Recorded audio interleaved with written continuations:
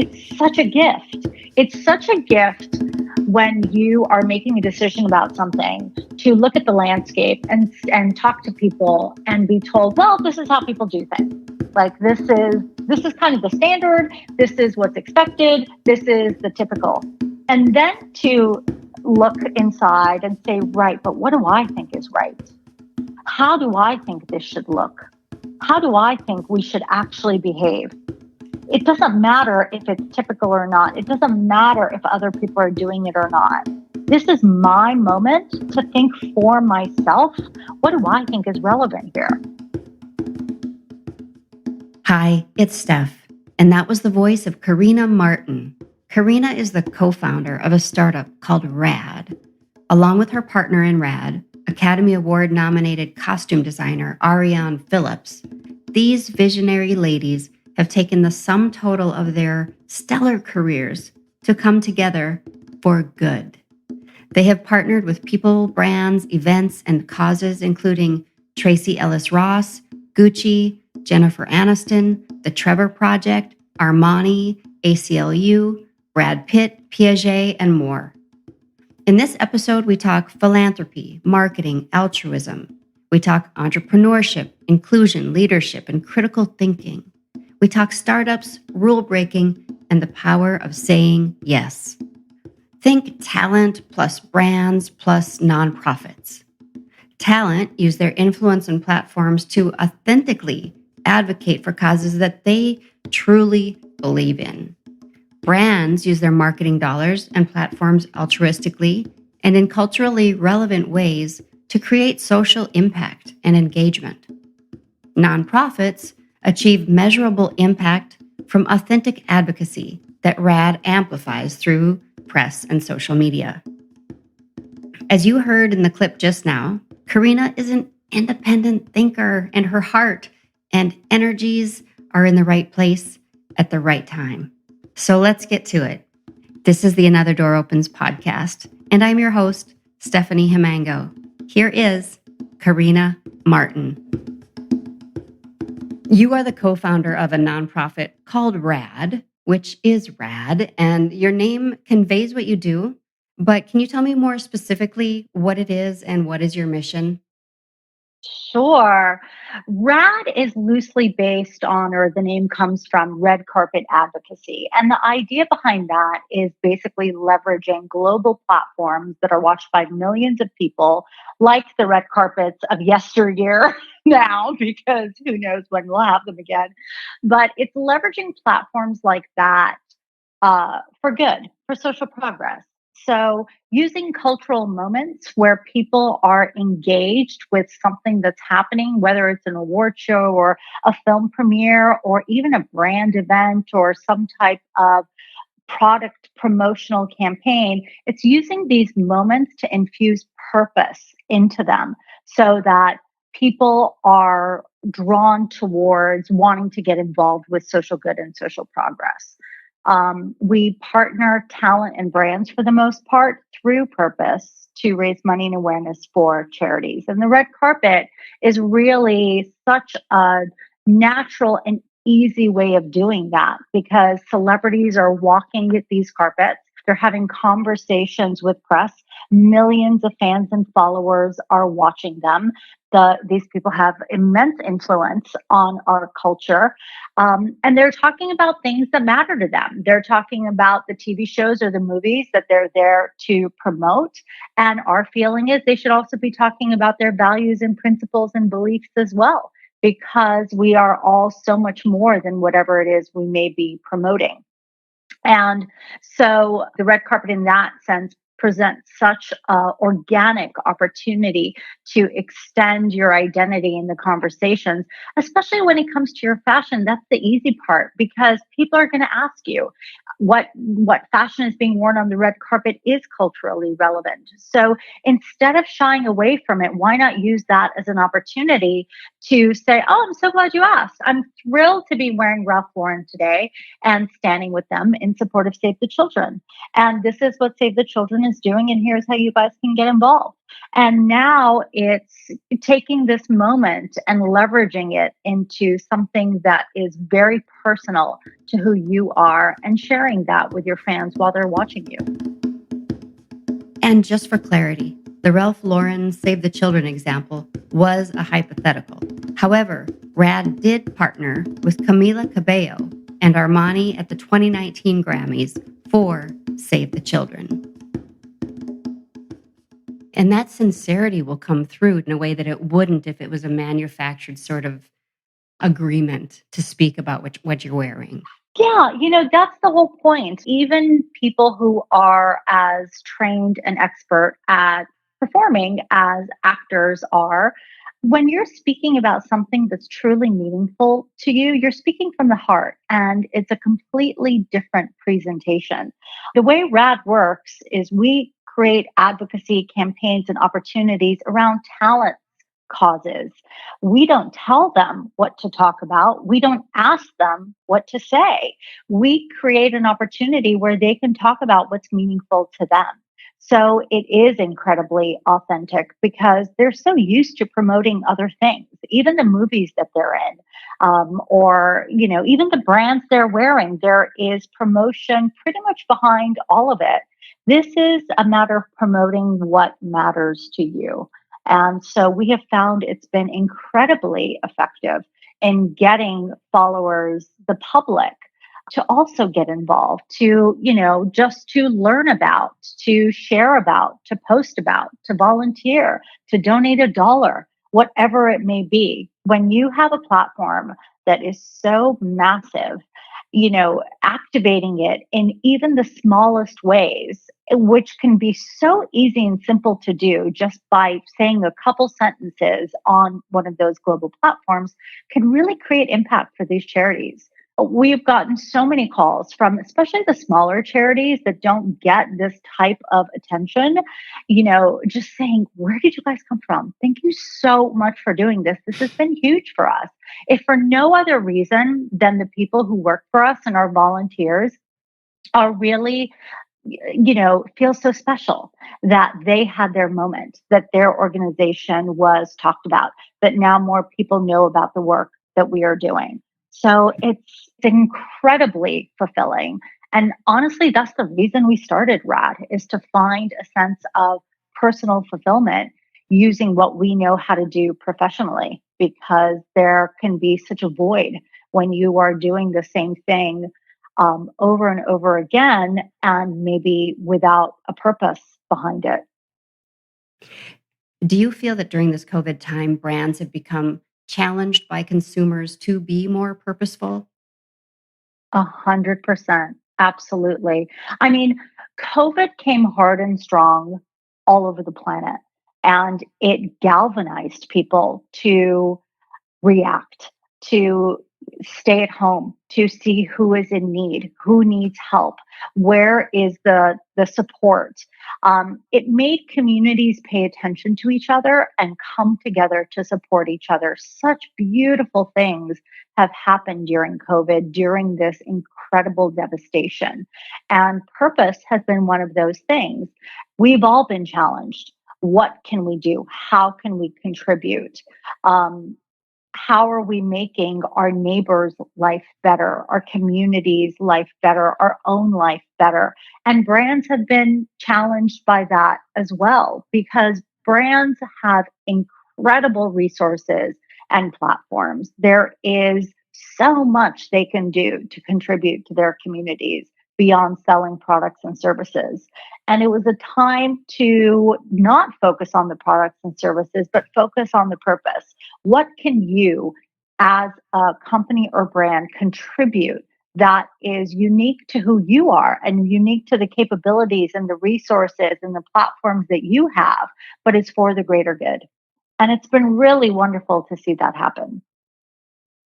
You clearly have such an understanding and a background when it comes to branding and when it comes to luxury.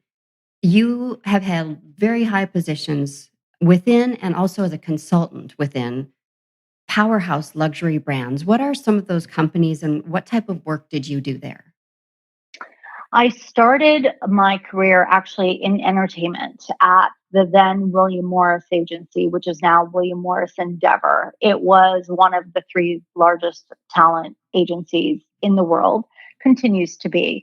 And I started in the mailroom there because I wanted to be an agent. So, in order to become an agent, you actually start in a mailroom sorting and delivering mail. I love that. And I know it's, there is a method to the madness, honestly, because by doing that, this was a long time ago, Stephanie, back before we had a lot of the technology that we have today. So a lot of correspondence was happening through the mail and also memos and faxes and things like that. And something genius called by hands, which were notes. Like an agent would write a note on a post-it and the mailroom would get a call, this agent needs a by hand to that agent. And you'd go up to the office, you'd pick up that piece of paper and you'd walk it over to that next agent's office. It sounds crazy now, And but deliver it by hand. and deliver by hand. And that's how you got to know everybody. Not only did you get to know who all the agents are and who their assistants are, but who talks to who and where are the relationships within the agency. I also spent a lot of time before and after the mailroom hours working for an agent in the morning and one in the evening as well, doing whatever the assistant needed me to do, a lot of filing, of course, which nobody wants to do, but I loved it because I had access to contracts. And I was just reading all this information, about what is going on in that office. What work do they do? And I found it fascinating. So there is something to be said for an experience like that because you get to know everybody at the company because all you're doing is walking around all day delivering things to everybody and between people. And, if you have the opportunity to put in extra hours and you're given that opportunity by agents whose work you're interested in, you can absorb that much more. So it was really a fascinating experience. It also introduced me to my first boss, Rob Carlson, who I love and adore to this day. I learned so much from him that has been really pivotal in my career. Very, very simple, basic things that unfortunately aren't necessarily common professional behavior, but that set one apart, I think. And it certainly has set him apart in his career beyond his talent as an agent and as a human. So that was my first job. And then I decided to move to New York. That was in Los Angeles, where I actually went to high school. So I was coming home after college. I went to college on the East Coast, but I always wanted to live in New York and I always wanted to get into fashion. So I decided to move to New York and get into fashion. And somehow I got this job at Prada. And I'm going to share the story because it's really it's a great lesson in life. When I was at William Morris and I had shared that I wanted to get into fashion, some of the agents there, had been incredibly generous and wanted to make introductions for me to people they knew in fashion in New York. So I went to New York and I had all these amazing meetings. One of them was with a woman who was working at a fashion company that I wasn't really into. I didn't really want to work there. So I almost didn't take the meeting because I had this crazy week of all that. I was meeting at magazines and I was meeting at brands and I was actually meeting designers, all these really high profile, cool people at various ends of the industry to try and figure out what I wanted to do. And I just wasn't really interested in this fashion brand. It wasn't interesting to me, but I took the meeting anyway. I came back to LA and this woman moved to Prada a month later and tracked me down. And called me in and hired me. So it was I know, right? So amazing and so fortuitous and such a lesson. Since then, I don't say no to anything. I mean, every meeting can lead to something. Every phone call, every introduction. I'm not somebody who enjoys or really participates in networking, but it's not even about networking. It's just about being open to the possibilities. And it's amazing what can present itself to you when you are open and you're not closing down doors all around you. So that was, a very early lesson for me, which I have shared and I have lived many times since then. But I basically got this incredible job at Prada. They had just started this VIP relations department working with celebrities. And at the time, that was very rare. It was only really three brands in luxury that were doing that. It was Prada, Armani, Gucci, and actually Calvin Klein too. It was four of us. And now, everybody has a VIP person. Everyone has a celebrity influencer department, whatever it is. But it was kind of unheard of then. And I started putting this department together, and starting Prada's relationships with the entertainment industry, with celebrities, with their representatives, with editors, with socialites and artists and cultural icons and politicians, even anyone who would be considered a very important person to Prada. It was a matter of building those relationships with them. And it was fascinating. I mean, I was this young, I was like 25 in Manhattan, with this insane job, and meeting so many cool people and doing so many cool things and working my butt off like till 11 or 12 at night every night. But, I didn't care. I mean, first of all, I came from the agency world, and I'm a hard worker. So it was great. I was there for 7 years. And then I needed to keep learning. I needed to do something else. During that time I had been called by many of the brands, but I loved Prada. I didn't understand why I should go somewhere else when I loved this brand so much. So then when an opportunity arose to go to Estee Lauder and learn about the beauty industry, I jumped. And I ended up going to a brand that they owned at the time called Stila. And Stila was this cult beauty brand that Estee Lauder had bought. It was founded by Janine Lobel, who is one of the premier makeup artists in entertainment and fashion and beauty, of course. And she created this brand, and it was at Bergdorf's and Barney's and, all the cool stores. And Janine hired me to be the director of global marketing, which was, such a coup, because at Estee Lauder, people move around internally. And that was a really sexy job, and everybody wanted it. And she was such a maverick. And she hired this girl from, who had no direct experience in beauty, but I had a lot of experience that she thought would be worthwhile. And it was fantastic. I learned so much about marketing. I had studied marketing because I went to Penn and I was in the Annenberg School of Communications, but I took a lot of classes at Wharton in marketing as part of my degree. But I hadn't worked in marketing until then.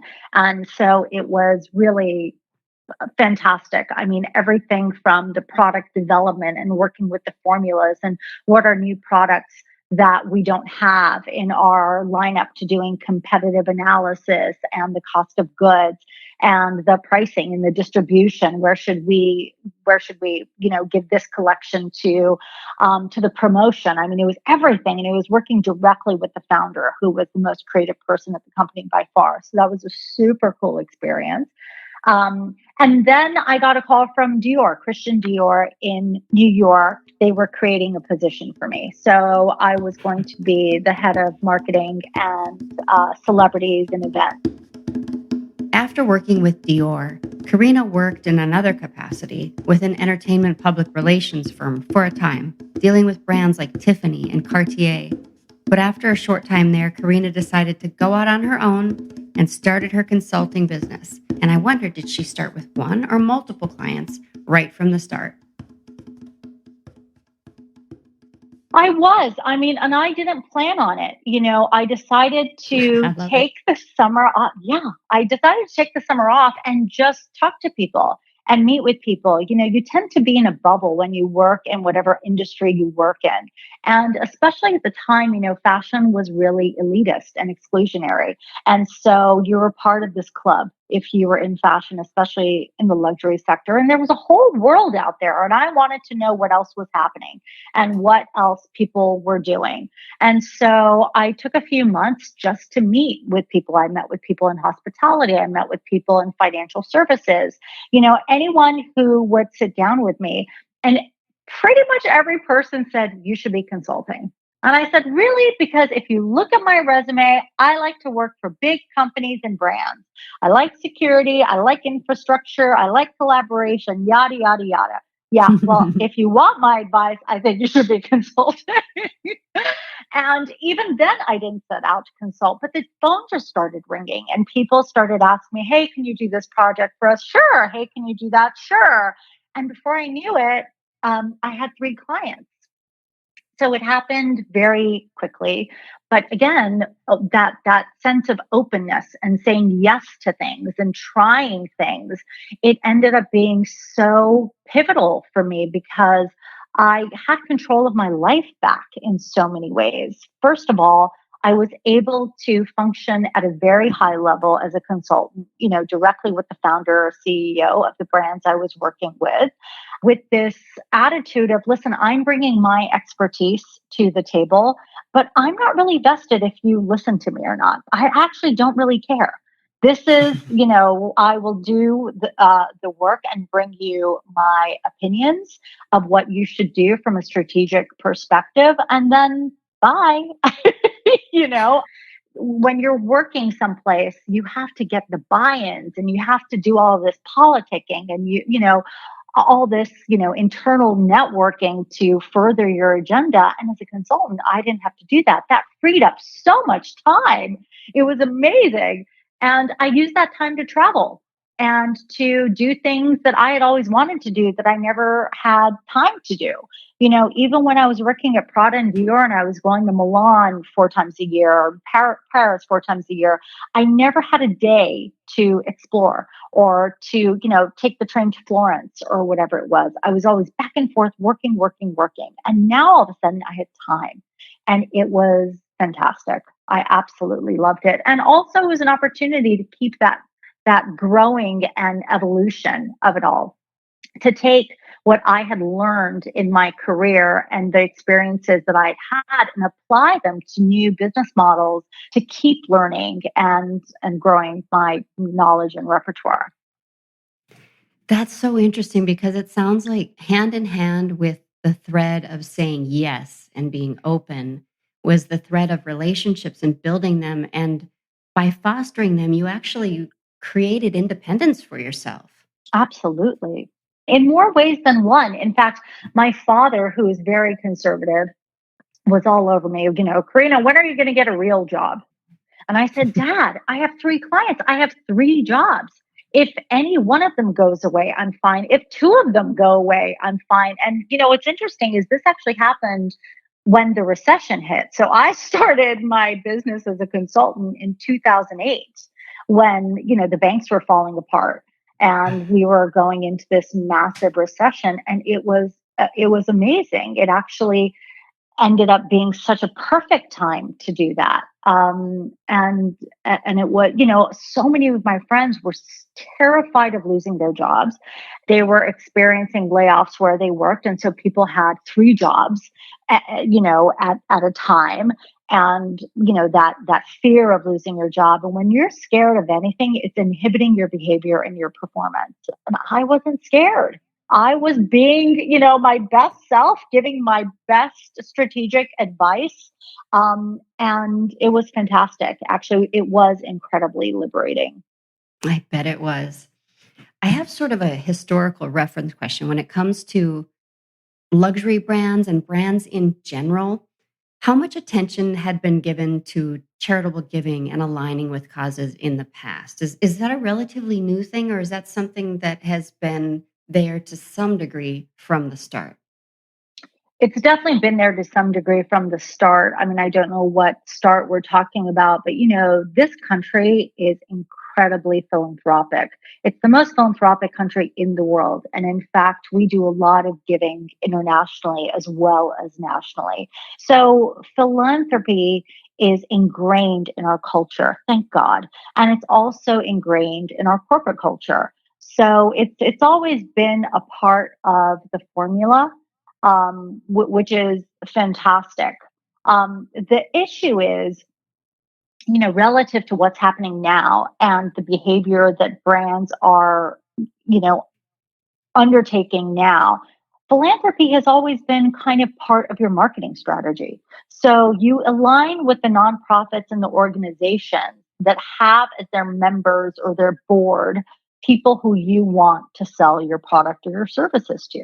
It's just an extension of your marketing strategy. So for luxury brands, it was a lot of the same organizations, certainly, from market to market. So in New York, whichever of the nonprofits had the most fabulous ladies, right? That's who you wanted to partner with and do events with, because now you're marketing to their demographic.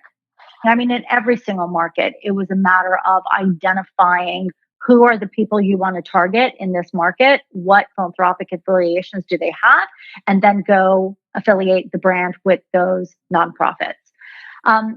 There's nothing, I guess, conceptually wrong with that, because philanthropy is philanthropy. But I just personally very much believe that, as somebody who is a marketer, being strategic and being agenda driven in what you're doing is part of the job. That's smart marketing. But when it comes to philanthropy, your behavior should be a little more altruistic than that. Because what happens is now your philanthropy is based on your promotional agenda. And that's not what philanthropy really should be about. And we're Mhm. seeing it now culturally because companies are getting called out on it. Now the culture is such that people want to know your motivations behind your behavior. Why are you supporting this organization? Why do you say that this is your belief? And show me how you're actually behaving in a way that reflects that belief. The Mhm. standards have changed and accountability has become very important. And I think brands are really learning this, that I need to think about this. My philanthropy, where I give back. First of all, it doesn't just have to be checks. You know, this is something else we're seeing happen, which I absolutely love. Look at who you are and what you do. What do you make? What do you produce? What services do you have? What exists in your supply chain that can be used to benefit the communities that you're in? Get creative about it. Think about it. Maybe you may need to innovate, but this is the time for that. And that could be part of your philanthropic mission. It's not just aligning with an organization that basically reflects whatever product or service you are selling, because that tends to be how companies choose their philanthropy. Look deep, look inside. What are you doing? How can you actually contribute in a meaningful way, in a way that only you can, to the communities that you serve? So we're seeing a much deeper and more meaningful thought process that companies are taking relative to how they're giving back. And that's happening because customers are demanding it, which is a wonderful thing, because again, that is what moves the needle for companies. It's consumer sentiment. If there's somebody working for a company that hasn't really developed teeth for this yet, and they want their company to be more proactive in this way and to be more philanthropic and to take a stand on different social issues, what do you think, either from the employee perspective or the employer perspective? You can answer whichever way you like. What do you think the best way is to get that conversation started in a company where it maybe has been either too quiet or absent entirely? Well, I think you said it yourself, Stephanie. I think it's getting that conversation started. What tends to happen is somebody gets hired to, be the CSR person, the corporate social responsibility person, and to figure out where the company is going to um, make its philanthropic decisions and investments and partnerships and whatnot. That's wonderful. But honestly, I think what is going to be a lot more effective for the company internally and externally is to look within. Talk to your people, ask your people, what do you believe in? You are the backbone of our company and our brand. You work here. You are a part of who we are and what we do every single day. We could not exist without you. What matters to you? Let's come together. Let's have conversations. Let's see what we can decide to do together as a company, as opposed to coming out putting one person or a couple people in charge to make that decision for a company that's based on, I don't know what factors exactly. But then now you have your employees who are vested in those decisions that are being made. Now their company stands for and reflects their own values. And I think this is what really makes sense for the future. And I would encourage companies who are going down this path to try that. Open it up to your employees, have those conversations, see where, their hearts and minds lie. They will invest and feel so much prouder and more connected to the company if the company is behaving philanthropically relative to their own values. Such a great answer. So you went from working in huge corporations, albeit in a very leadership role, so having some independence in that regard, to becoming even more independent as a consultant. And now you've made a huge leap to do a startup. What have you learned since launching RAD, be it about yourself or about the world of philanthropy? Oh wow, I've learned so much. I continue to learn so much, but I have to tell you, it has been. Listen, there have been a lot of challenges, and we can talk about those too. But it has been incredible because I now have the opportunity to take everything I have learned, the good and the bad, and apply it as the boss with I have a co-founder. Together, we decide what our company stands for. We decide what our values are. We decide how we're going to behave based on those values. Every single decision now reflects who we are and what we've learned and what we want to stand for and what we want the world to look like. It's such a gift. It's such a gift when you are making a decision about something to look at the landscape and talk to people and be told, well, this is how people do things. Like this is kind of the standard. This is what's expected. This is the typical. And then to look inside and say, right, but what do I think is right? How do I think this should look? How do I think we should actually behave? It doesn't matter if it's typical or not. It doesn't matter if other people are doing it or not. This is my moment to think for myself. What do I think is relevant here? And that's been incredible because we're constantly surprising ourselves. We're constantly surprising other people just because we do things the way that we want to do them. And when you follow your gut and you follow your expertise, you can sleep at night. It's amazing. So that has by far been the best part of it. I mean, at the end of the day, we are a startup. We are shaking things up just because we are demanding to do things very organically and authentically, in industries that are very commercially driven, and where even philanthropy is a revenue generator based on ulterior motives. And again, that's fine because as long as good is taking place, that's great.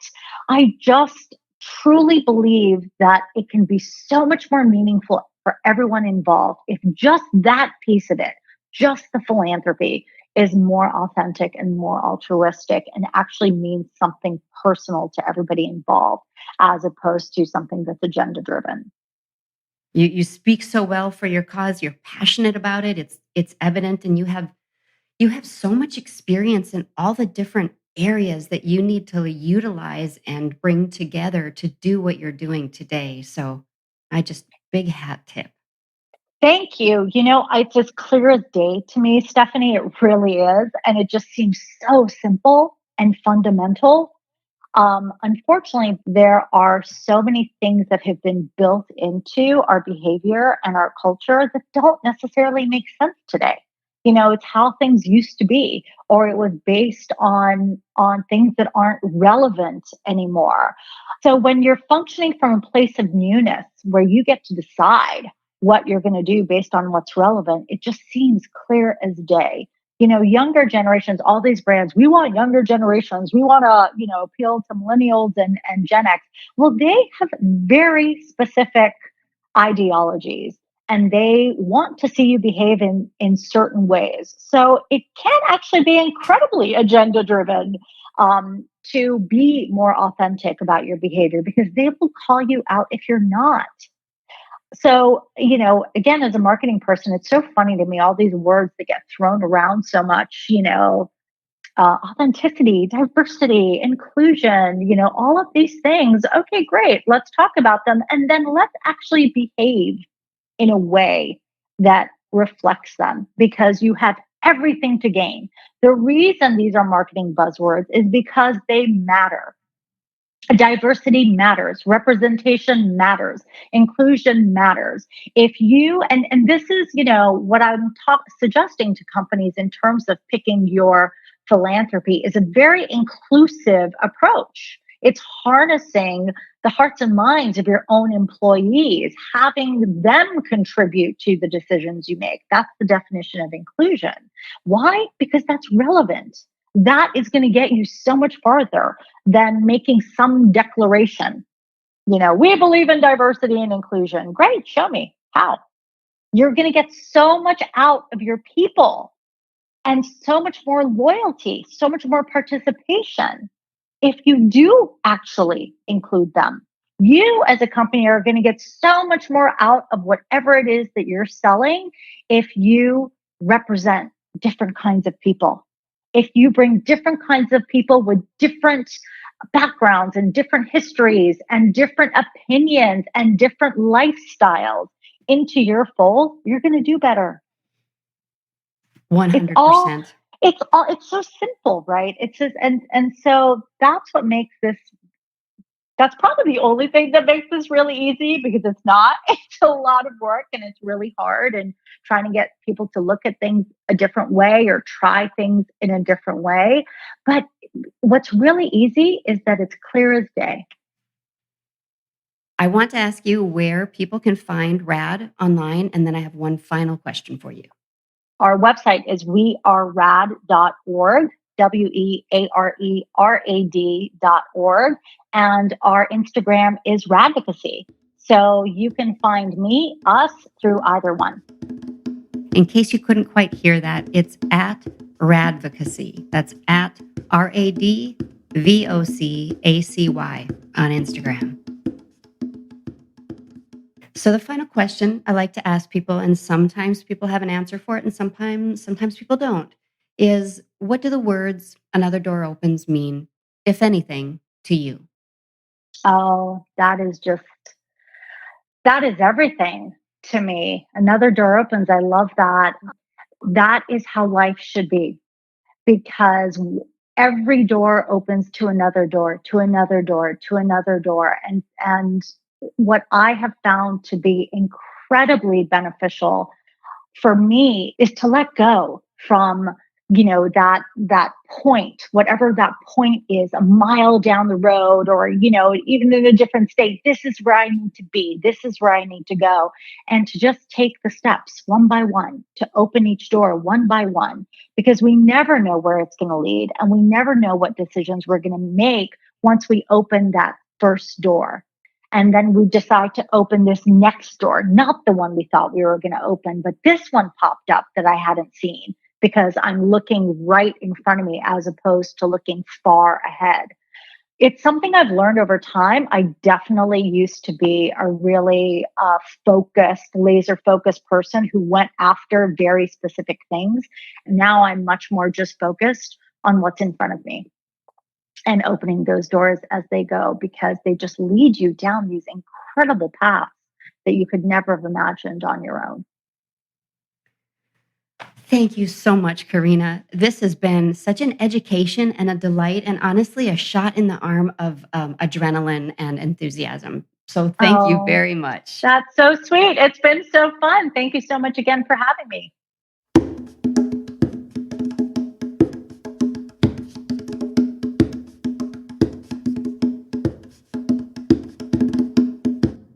Make sure you go check out wearerad.org to see about what Carina Martin and Ariane Phillips are doing in conjunction with various causes, celebrities, and brands.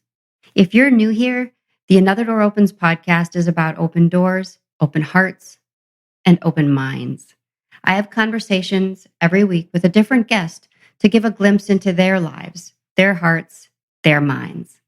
By listening, we're reminded that everyone has a unique life perspective to share and lessons we can learn from them. This time it was philanthropy and marketing, branding and aligning through altruistic connections, figuring out how to make the world a better place by using the innate gifts we each have. I want to say thank you to CARINEH for being my wonderful guest. And I want to say thank you to you for listening. It means the world to me. This podcast is new and it's going to keep getting better with your presence and support. There's a fresh episode every week, and each one is very different from the last. So please continue to sample and download the podcast and hop on iTunes or wherever you listen to podcasts and subscribe to it there. If you enjoyed it, please give it a 5-star review and share it with friends, family, coworkers. It really matters. And if you want to be even more involved and support the making of the show, you can do that by subscribing for as little as $1 a month. So check out those options at patreon.com/anotherdooropens if that interests you. Thank you to my first several Patreon supporters who have already logged on and subscribed. I adore you. On Instagram, Facebook, and Twitter, you can follow us at podcastado. That's PODCASTADO for Another Door Opens. Special thanks to Eric Brown for those drum beats and to Jonathan Raz who edited this episode. And thank you to you for being here. I'll see you next time. Love you. Bye.